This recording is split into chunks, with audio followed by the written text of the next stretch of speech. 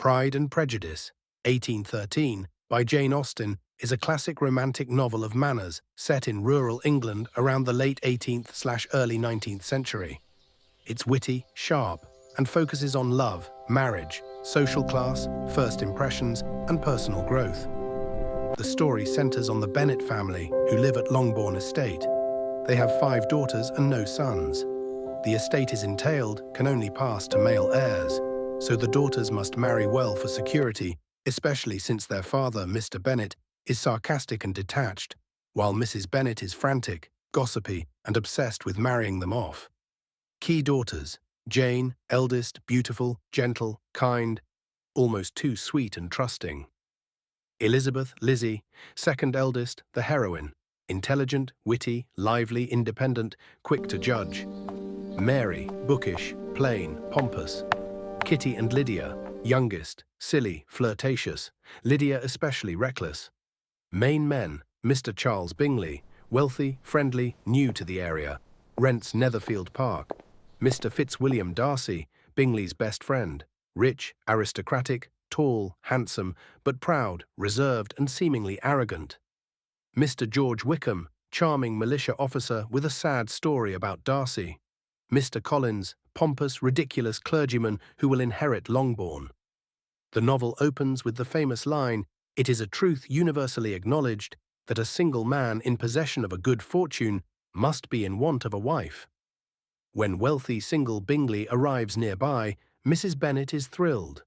At a local assembly ball, Bingley is instantly smitten with sweet Jane and dances with her twice.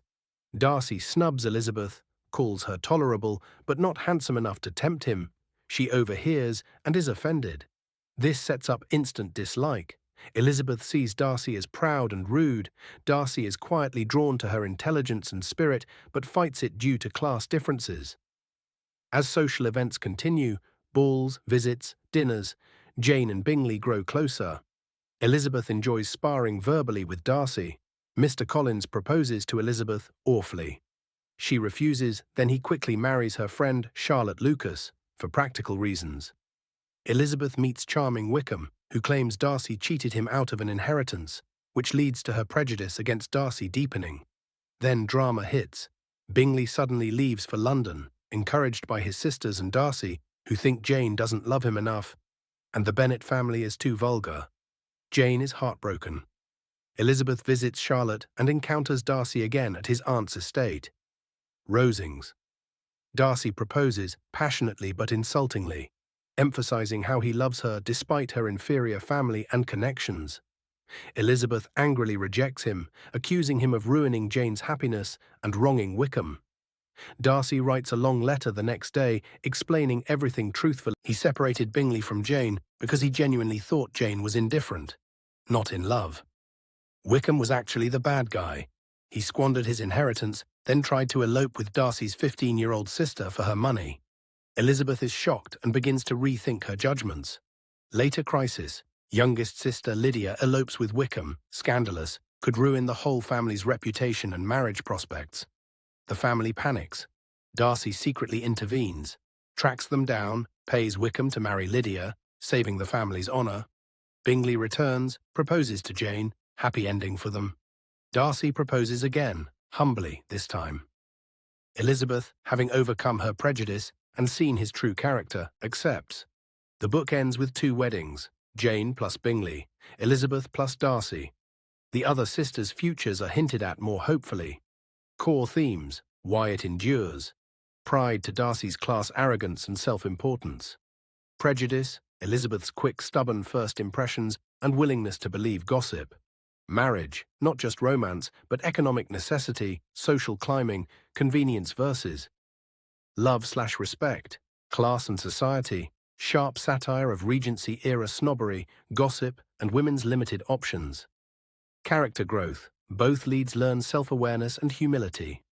It's funny, Austen's irony is brilliant. Romantic, slow-burn enemies to lovers, and insightful about human flaws.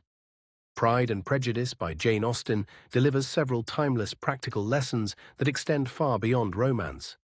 Here are the major take-home lessons, drawn from the characters' journeys and Austen's sharp social commentary. First impressions and snap judgments are often misleading.